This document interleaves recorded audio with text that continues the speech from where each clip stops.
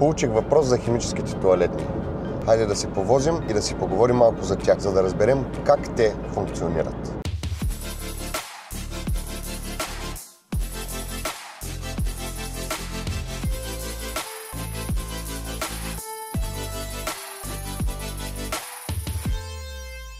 С прости думи, какво представляват химическите тоалетни?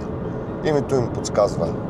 Те са устройства, които с помощта на химикалите разграждат човешките екскременти до такава степен, което те да могат да бъдат изхвърлени без да навредят на околната среда. Но освен химически, имаме и екотоалетни, които са насочени изцяло към предпазване на околната среда и не използват абсолютно никакви химикали. Така можем условно да разделим тоалетните, които можем да намерим в каравани, кемпери или да пренасяме със себе си навсякъде.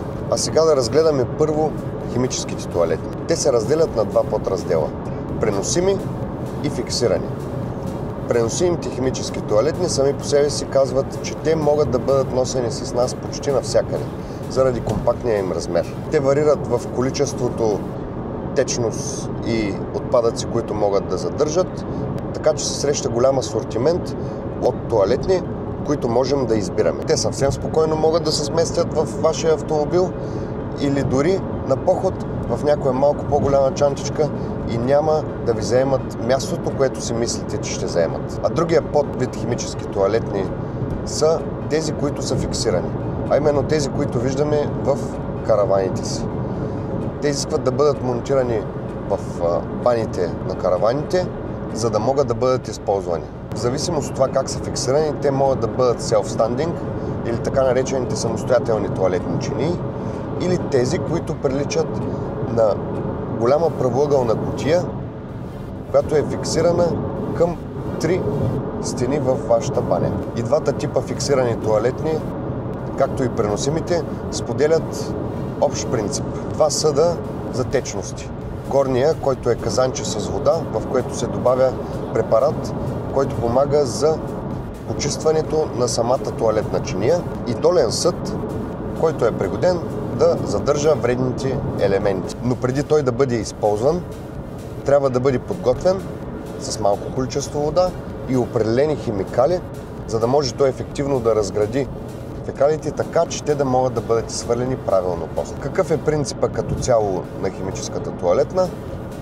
В горната част се съдържа водата с добавена течност, която е за измиване на тоалетната чиния, а в долния съд се задържат мръсните елементи. Те са разделени посредством капак, който може да бъде отварян от една малка дръжчица, която се намира в страни от чинията. Това е с две приказки устройството на химическата тоалетна. След като разбрахме това, как трябва да се грижим за нея? Изключително просто. Химическата тоалетна изисква да бъде поддържана в чисто състояние постоянно. Когато сме на къмпинг и използваме нашата тоалетна, тя единствено трябва да бъде изпразвана преди да стигне в състояние, което ще прелее. На къмпингите има обособени точки за химическите тоалетни, в които да изсипваме нашите отпадъци, което прави нашия живот много приятен и лесен и не кара да се чудим къде да изхвърлим това, което сме събирали досега. След тяхното изхвърляне, съответно, те биват изплаквани с чиста вода, за да може да се премахне максимално голям процент от елементите, които се намират вътре в касетата. След което се зарежда повторно с малко количество вода и химикал, връща се обратно в караваната и тя е готова за ново ползване. Когато обаче сме вкъщи и правим регулярно почистване на нашата химическа тоалетна или пък искаме да подменим някои от елементите или от уплътненията, които имаме в нея, е малко по-различно. Там при голямо желание можем да демонтираме цялата тоалетна от стената на караваната, да я извадим на по-удобно за работа на нас място и да се впуснем в по-големи дълбини. И като започнем с горната част.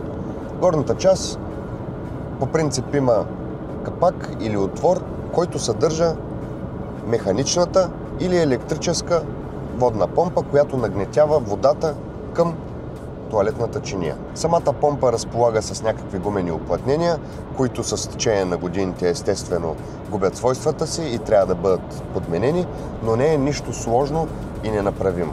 Също вътре имаме и няколко маркуча, които превеждат водата по правилните пътища, за да може тя да стигне до отворите за измиване, които също след определен период години имат нужда да бъдат подменени. И това като цяло изчерпва какво представлява горната част или казанчето с чиста вода на тоалетната. В долната част има няколко неща, на които трябва да обърнем внимание. Самото легло на касетата трябва да бъде държано почистено, да няма разляти химикали или някакви други гносотии, които могат да се излеят. Ако забравим да я изпразним и теглим караваната с пълна касета, и вече вниманието, което трябва да обърнем на самата касета.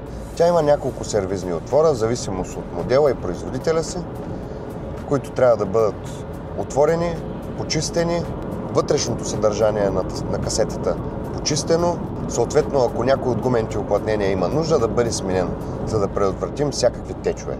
Вътре в тази касета също се намира и поплавъка, който показва до какво количество е пълна тази касета. При някои модели той е механичен и единственото нещо, което се изисква от нас е да внимаваме той да не заседне в определено положение при използването на неправилната тоалетна хартия. А при други модели е електрически и е необходимо да бъдат подменени малки 2 пътия батерии, които да могат да захранят датчика и да покажат какво е нивото на касетата. Важна вметка, само да не забравим. За да не ви се налага да разглавяте касетата и да се мъчите, използвайте правилните тоалетни хартии, които са предназначени за разграждане в тези химически елементи. Иначе, използвайки обикновената, ще ви се наложи да правите дисекция на нещо изключително неприятно. Така че, имайте го в предвид. Последните две неща, които трябва да споменем за поддържането на тоалетните, а именно как трябва да ги подготвим преди транспортиране на караваната и когато я заземяваме. Преди транспортиране трябва да бъдат изпразнени и двата съда максимално, за да може да не се лашкат, разлеят и освинят всичко в процеса на движение. А когато заземяваме нашата каравана, трябва да се погрижим те да бъдат изпразнени отново напълно по друга причина. Въпреки че тя няма да се движи, когато температурите паднат рязко, течностите, които се намират вътре, понеже съдържат голямо количество вода, ще стегнат и ще случи така, че ще спукат някъде корпуса или на касетата, или на казанчето с чистата вода. След като разгледахме как изглеждат химическите тоалетни, е редно да споменем кои са най-често срещаните марки в караваните, които са на пазара. А именно Тетфорд и Дометик. Те са начело на производителите, които най-често биват използвани, когато една каравана бива конструирана, както в днешно време, така и преди доста години, още в началото на къмпингуването. Тетфорд държи първото място и е почти навсякъде. Дометик не е много зад него, но все пак Тетфорд е най-популярната марка, която може да срещнете. И в диапазона години каравани, които присъстват масово в България, той е най-популярен с неговия модел C200. Това е една наистина много изпитана химическа тоалетна, устойчива, която няма да ви предаде, но изисква да бъде гледана и почиствана качествено. А сега нека разгледаме другата опция за тоалетна, която можем да изберем, а именно тази екотоалетна. При нея, за разлика от химическите ѝ събратя, не се използват абсолютно никакви химикали. Буквално никакви химикали. Там принципът е малко по-различен. Замисъла на нея тоалетна е да стартира началния процес на превръщането на твърдата част от фекалиите в тор, което отнема изключително много време и няма да се случи в кутията, която задържа тези неща, а тя просто ще стартира процеса. Как ще се случи това? Тук иде основната разлика, която е заместването на химикалите с едно вещество, което играе ролята на агент и стартира процеса превръщането на фекали в тор. Това вещество се извлича от черупките на кокосови орехи и е в прахообразно състояние. За да подготвим тоалетната си, единственото нещо, което трябва да направим е да изсипем достатъчно количество в зависимост от големината на съда, който имаме, за да може съотношението на влизащите мръсни вещества и кокосовите частици да е правилно. И по този начин, с помощта на едно просто устройство, което при всяко използване на тоалетната завърта тази цялата каша, ние стартираме процеса по образуване на тор. Но това не е единственото. Другото нещо, което е много съществено при тази тоалетна е, че тя иска да се държи суха, което означава, че в задния край на тоалетната има два отвора,